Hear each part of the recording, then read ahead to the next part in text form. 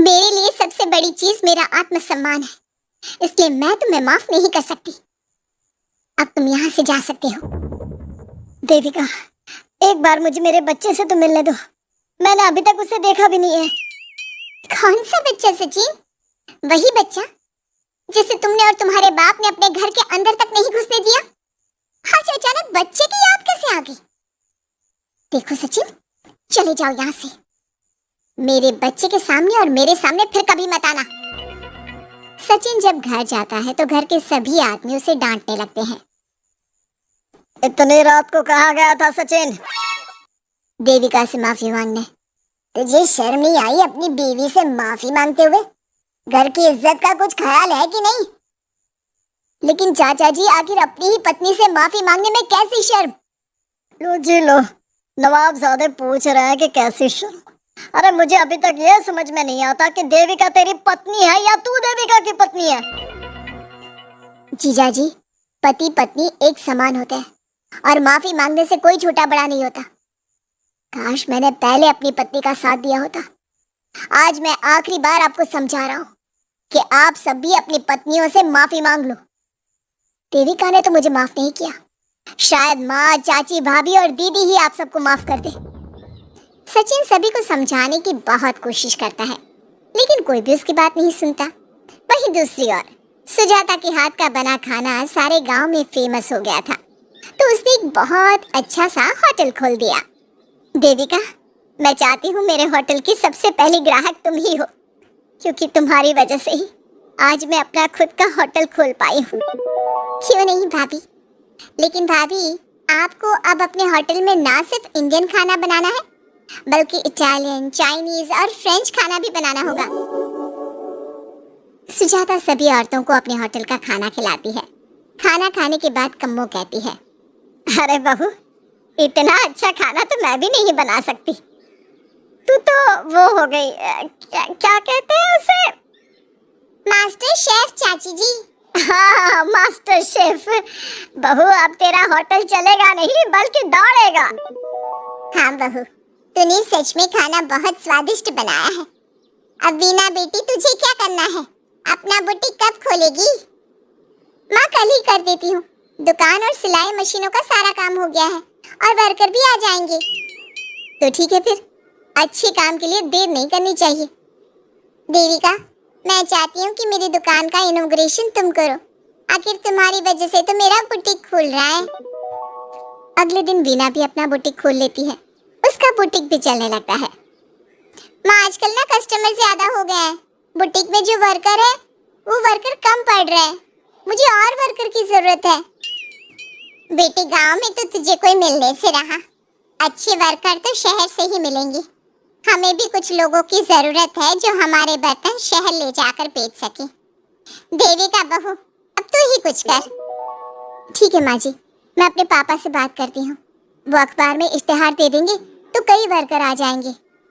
कम्मो और विमला के बनाए बर्तन भी दूर दूर तक बिकने लगे। सभी औरतें देखते ही देखते बहुत फेमस हो गई। अब देविका ने गांव में अपना स्कूल भी खोल लिया। सभी गांव की लड़कियां स्कूल जाने लगी। एक दिन देविका ने सभी से कहा, माँ जी, मैंने स्कूल तो खोल लिया है और गांव की लगभग सारी लड़कियां भी आ रही हैं, लेकिन कल से आप सब भी आएंगी, गांव की सभी औरतों के साथ। देविका बहू, कैसी बात कर रही है तू? इस उम्र में हम स्कूल जाते हुए अच्छे लगेंगे क्या? माँ जी, पढ़ने की कोई उम्र नहीं होती और आप सबको मैंने कितना कुछ तो सिखा दिया है। अगर आप सब स्कूल पढ़ने आएंगी तो इससे गांव की सभी औरतों को हिम्मत मिलेगी। लेकिन बहू, अब हमें पढ़ने की क्या जरूरत? अब तो हम बूढ़े हो गए हैं। चाची जी, जरूरत है पढ़ने की, और पढ़ने की कोई उम्र नहीं होती। अब देविका लड़कियों को पढ़ाने के साथ साथ गांव की औरतों की शिक्षा पर भी ध्यान देने लगी। कुछ दिन में घर की सभी औरतों के बारे में राज्य के बड़े बड़े मंत्रियों को पता चला और वो सीधा उनके गांव उनसे मिलने पहुंचे।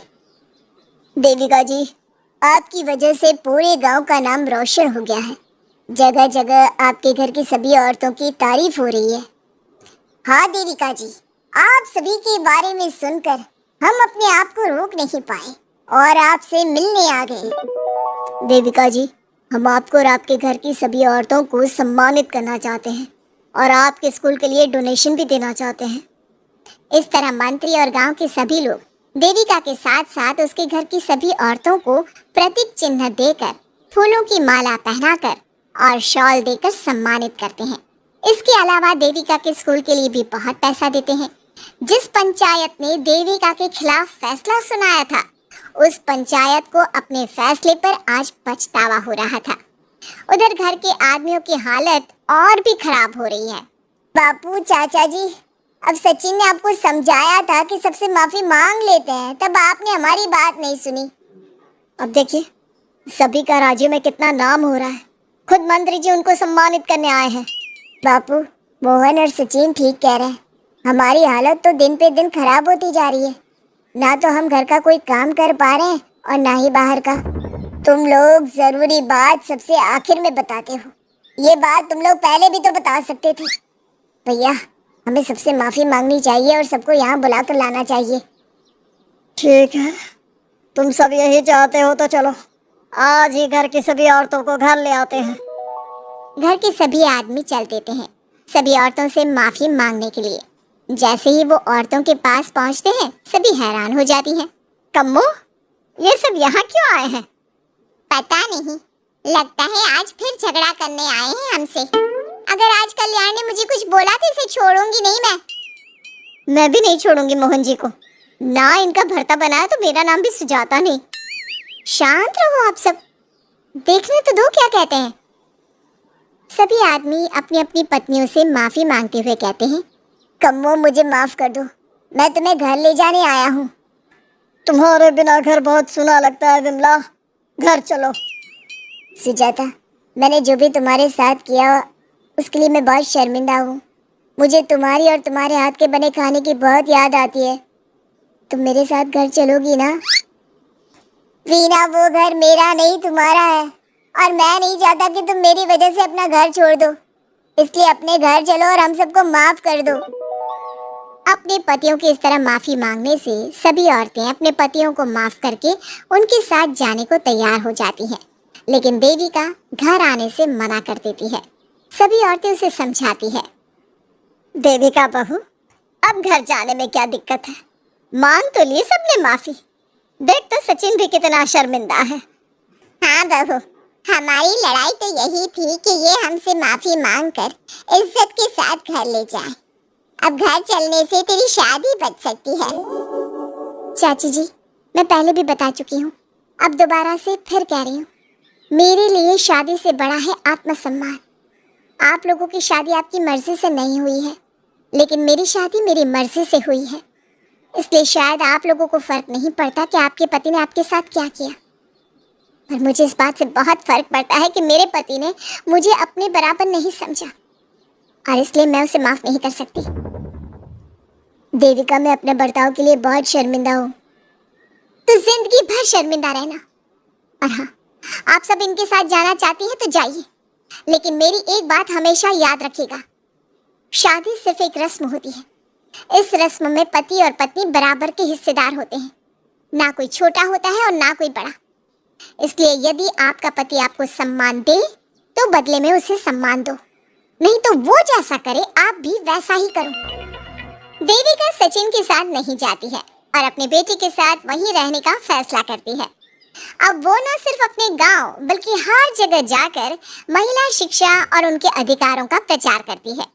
हमारे प्यारे दर्शकों, हमें कमेंट करके जरूर बताएं कि देविका का ये फैसला आपको कैसा लगा और हमारी कहानी सास का घूंघट आपको कैसी लगी। इसी तरह की मजेदार कहानी सुनने के लिए हमारे चैनल को सब्सक्राइब जरूर करें।